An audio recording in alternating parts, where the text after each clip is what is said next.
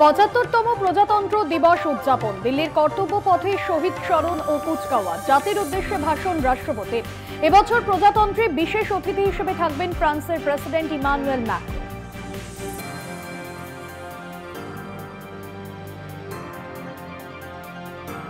প্রজাতন্ত্র দিবস উপলক্ষে কড়া নিরাপত্তা দিল্লি সহ সীমান্ত এলাকায়। নয়াদিল্লিকে 11টি জোনে ভাগ করা হয়েছে। তার দায়িত্বে রয়েছেন ডিসিপি বা অতিরিক্ত ডিসিপিরা। প্রায় 4000 পুলিশ কর্মী মোতায়েন করা থাকছে। এছাড়া হেল্প ডেস্ক, বিশেষ বুথ সহ বেশ কিছু ব্যবস্থা করা হয়েছে, জানালেন আইন ও শৃঙ্খলা বিশেষ সিপি মধুক তেওয়ারি।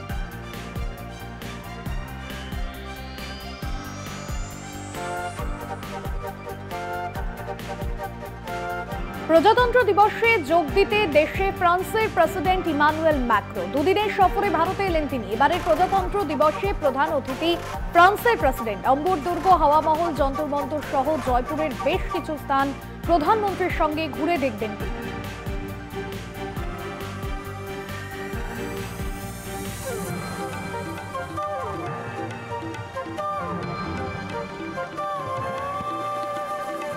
দু সালে পদ্ম পুরস্কার প্রাপকদের নাম ঘোষণা। প্রাপকদের তালিকায় একাধিক বাঙালি। পুরুলিয়ার দুখু মাঝিকে পদ্মশ্রী সম্মান প্রদান। আদিবাসী পরিবেশ কর্মী দুখু সাইকেলে ঘুরে ঘুরে গাছ লাগান। প্রথম মহিলা মাহুত হিসেবে পদ্মশ্রী পেলেন পার্বতী বড়ুয়া।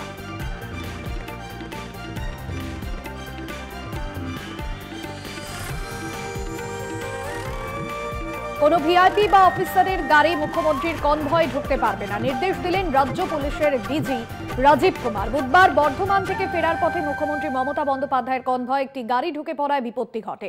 ঘটনায় মাথায় চোট পান মুখ্যমন্ত্রী। তার জেরে বৃহস্পতিবার ডিজি রাজ্যের সব পুলিশ কমিশনার ও জেলা পুলিশ সুপারকে নিয়ে বৈঠকে বলেন, কনভয়ে ডিরেক্টর সিকিউরিটিজের অনুমোদন ছাড়া যত বড় ভিআইপি হোক তার পাইলট বা গাড়ি ঢোকানো যাবে না। বৈঠকে ডিরেক্টর সিকিউরিটি পীযূষ পাণ্ডেও হাজির ছিলেন। প্রধানমন্ত্রী বা মুখ্যমন্ত্রীদের যাত্রাপথ আচমকা বদল হতেই পারে। এমন পরিস্থিতির জন্য আগাম প্রস্তুতি সেরে রাখতে হবে বলেও নির্দেশ দেন রাজীব কুমার।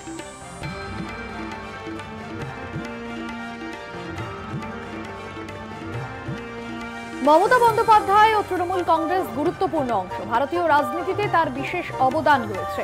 তৃণমূলের সঙ্গে কংগ্রেসের জোট ভবিষ্যৎ নিয়ে মন্তব্য জয়রাম রমেশের। তিনি আরও জানান, মল্লিকার্জুন খার্গে চিঠি ও ইমেল পাঠিয়ে ন্যায় যাত্রায় আমন্ত্রণ জানিয়েছিলেন। মুখ্যমন্ত্রী মমতা বন্দ্যোপাধ্যায় 10 থেকে 15 মিনিটের জন্য এলেও এর প্রভাব বেশি হবে।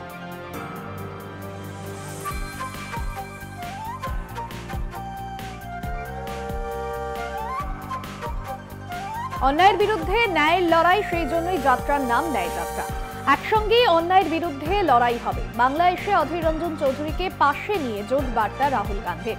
বিজেপি আরএসএস ঘৃণা, হিংসা, অবিচার ছড়াচ্ছে, এর বিরুদ্ধে লড়াই, মন্তব্য রাহুল।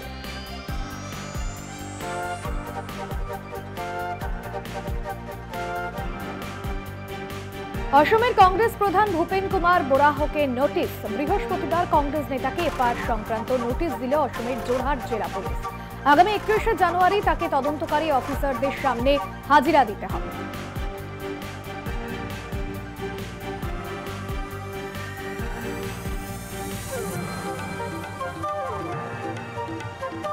অসম থেকে বঙ্গে রাহুলের ভারত জোড়ো ন্যায় যাত্রা। বাংলার মাটিতে ঢুকেই দেখলেন দিদি ইজ এনাফ পোস্টার। বাংলা সফর কাটছাট করে দিল্লিতে উড়ে গেলেন রাহুল।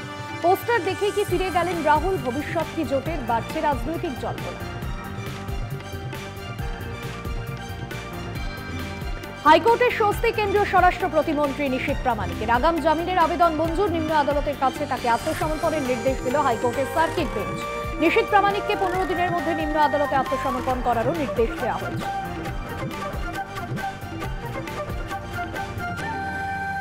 ন্যায়যাত্রার মাঝেই সকালে চা পান রাহুলের। বৃহস্পতিবার অসমের ধুবরী জেলার হালাকুড়া গ্রামে একটি ছোট চায়ের দোকানে ঢুকে পড়েন কংগ্রেস নেতা।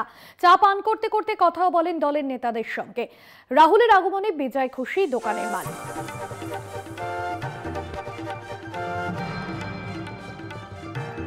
মুখ্যমন্ত্রী হেমন্ত বিশ্ব শর্মার গ্রেফতারের হুঁশিয়ারির পরে তড়িঘড়ি পদক্ষেপ। রাহুল গান্ধীর বিরুদ্ধে দায়ের হওয়া মামলা হস্তান্তর করা হলো সিআইডিকে। লোকসভা নির্বাচনের পর রাহুল গান্ধীকে গ্রেফতার করা হবে বলে হুঁশিয়ারি হেমন্তের। তার আগে গ্রেফতার করা হলে তা নিয়ে রাজনীতি চলবে, মন্তব্য অসমের মুখ্যমন্ত্রী। রাহুলের বিরুদ্ধে অসমের মুখ্যমন্ত্রী হেমন্ত বিশ্ব শর্মার পদক্ষেপ নিয়ে তোপ কংগ্রেস নেতা গৌরব গগৈ। তিনি বলেন, হেমন্ত বিশ্ব শর্মা সবচেয়ে দুর্নীতিগ্রস্ত মুখ্যমন্ত্রী, তার কাছ থেকে এইসব আশা করাই যায়। এফআইআর করতে দিন, আমরা যাত্রা চালিয়ে যাব। ধর্ম ও ভাষার ভিত্তিতে জাতিকে বিভক্ত করতে দিন, আমরা ভারত জোড়ো ন্যায় যাত্রার মাধ্যমে জাতিকে একত্রিত করব।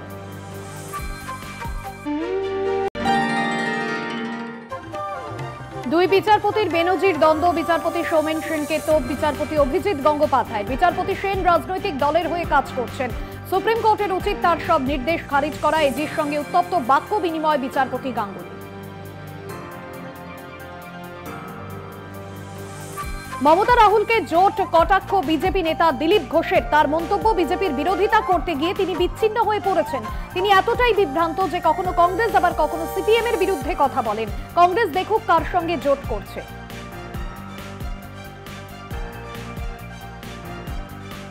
মধ্যশিক্ষা পর্ষদের পরিবর্তিত সময়সূচি অনুযায়ী সকাল ৯:৪৫ শুরু হবে আগামী মাধ্যমিক পরীক্ষা। বৃহস্পতিবার ওই সময়সূচি বদলের সিদ্ধান্তের বিরুদ্ধে করা আবেদনে সাড়া দিল না হাইকোর্ট। এই মুহূর্তে ওই বিষয়ে আদালত হস্তক্ষেপ করবে না বলে জানান বিচারপতি বিশ্বজিৎ বসু। পরীক্ষার্থীদের স্বার্থে কন্ট্রোল রুম ছাড়াও হেল্পলাইন এবং হটলাইন রাখা হয়েছে। কেন পরীক্ষা কেন্দ্রে পৌঁছতে কেউ সমস্যায় পড়লে প্রশাসন সাহায্য করবে, এদিন আদালতে রাজ্য প্রশাসনের তরফে জানানো হয়। হেল্পলাইন ও হটলাইন সম্পর্কে বিজ্ঞাপন সর্বত্র মাইকে তা প্রচার করতে হবে। রাজ্য প্রশাসনকে এই নিয়ে ৩১শে জানুয়ারির মধ্যে হলফনামা দিয়ে জানানোর নির্দেশ বিচার।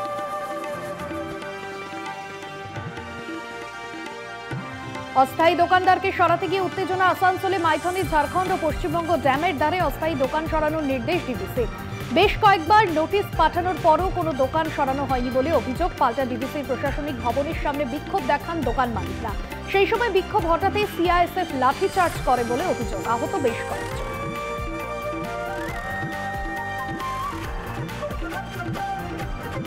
অবসর ঘোষণার কয়েক ঘন্টার মধ্যেই প্রত্যাবর্তন। বক্সিং চ্যাম্পিয়ন মেরি কম বলেন, এখনো অবসরের ঘোষণা করিনি। মন্তব্যের ভুল ব্যাখ্যা করা হয়েছে। অবসর নিলে ব্যক্তিগতভাবে মিডিয়ার সামনে এসে বলব।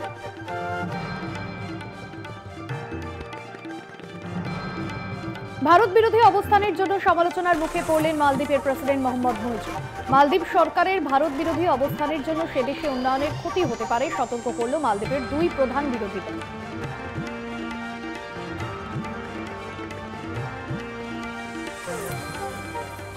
ফের মার্কিন জাহাজের উপরে হামলা, ইরান সমর্থিত হুতিদের। এডেন উপসাগরে মার্কিন জাহাজ লক্ষ্য করে ৩টি ব্যালিস্টিক মিসাইল নিক্ষেপ করল হুতি বিদ্রোহীরা। একটি ক্ষেপণাস্ত্র সাগরে পড়েছে, অন্য দুটি সফলভাবে লক্ষ্যে আঘাত করেছে।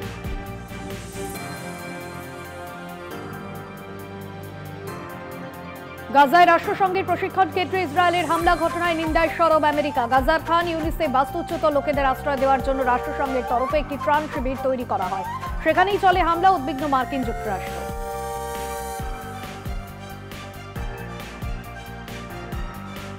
প্রেসিডেন্ট হওয়ার লড়াই আরও এক ধাপ এগোলেন ট্রাম্প। নিউ হ্যাম্পশায়ারের রিপাবলিকান প্রেসিডেন্টের প্রাথমিক নির্বাচনে জয় পেলেন তিনি। অন্যদিকে প্রচারে না নেমেও একই আসনে ডেমোক্র্যাটদের সঙ্গে জয় পেয়েছেন প্রেসিডেন্ট জো বাইডেন।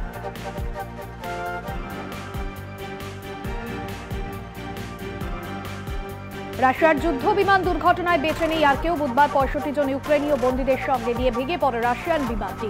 ইউক্রেনের সেনাদের বন্দী করে নিয়ে যাওয়া হচ্ছিল। ৬ বিমানকর্মী, ৩ জন গার্ড সহ মোট ৭৪ জন ছিলেন। দুর্ঘটনায় সবার মৃত্যু হয়েছে। বিমান দুর্ঘটনার কারণ নিয়ে ঘনাচ্ছে রহস্য।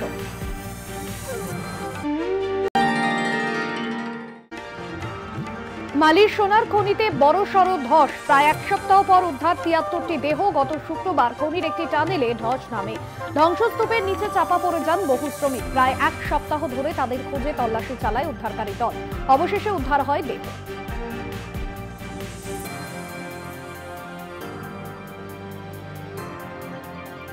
খাদ্য সরবরাহের ব্যর্থতা একটি গুরুতর রাজনৈতিক সমস্যা। এক সভায় বক্তব্য রাখতে গিয়ে সতর্ক করলেন উত্তর কোরিয়ার নেতা কিম জং উন। সেদেশে অর্থনৈতিক সম্ভাবনা ও জীবনযাত্রার ভারসাম্যের মান বজায় রাখার জন্য আহ্বানও জানান।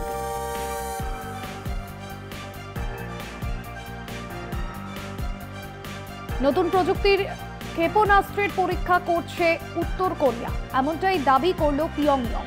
বুধবার বেশ কয়েকটি ক্রুজ ক্ষেপণাস্ত্র সাগরে নিক্ষেপ করা হয়। পারমাণবিক অস্ত্র নিক্ষেপ করে উত্তেজনা তৈরি করার জন্য এই পদক্ষেপ, অভিযোগ দক্ষিণ কোরিয়া।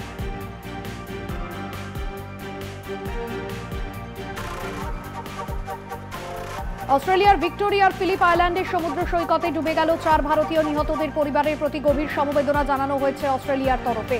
সমস্ত ধরনের প্রয়োজনীয় সহায়তা করা হবে বলেও জানানো হয়েছে।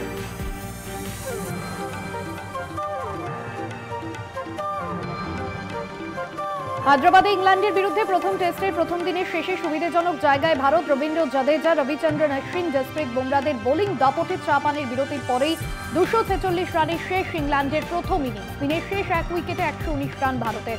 74 রানে যশস্বী জয়সওয়াল ও 14 রানে ক্রিজে আছেন শুভমন গিল। টসে জিতে প্রথমে ব্যাট করার সিদ্ধান্ত নেন ইংল্যান্ডের অধিনায়ক বেন স্টোকস। জাদেজা অশ্বিনের স্পিনে শুরুতে 10 রানে ইংল্যান্ডের ইনিংস। ভারতীয় বোলারদের বিরুদ্ধে একমাত্র ইংরেজ অধিনায়ক বেন স্টোকসের অনবদ্য 70 রানে 250 রানের কাছাকাছি পৌঁছয় ইংল্যান্ড। দুই স্পিনারই 3টি করে উইকেট পেলেন। জসপ্রীত বুমরা পেলেন 2টি উইকেট।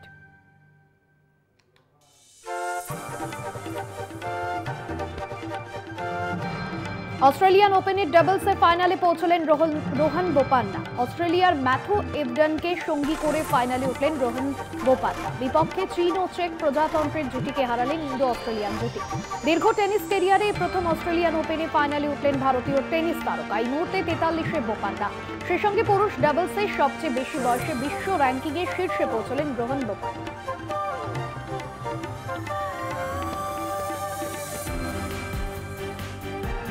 বৃহস্পতিবার ঘোষিত হল আইএসএল এর দ্বিতীয় পর্বের ক্রীড়াসূচি। আগামী 3রা ফেব্রুয়ারি আইএসএল এর প্রথম ডার্বি ম্যাচে মুখোমুখি হচ্ছে মোহনবাগান ও ইস্ট বেঙ্গল এবং 10ই মার্চ ফিরতি ডার্বিতে আবারও মুখোমুখি হবে কলকাতার দুই প্রধান। প্রথমটি মোহনবাগানের ও দ্বিতীয়টি ইস্ট বেঙ্গলের হোম ম্যাচ।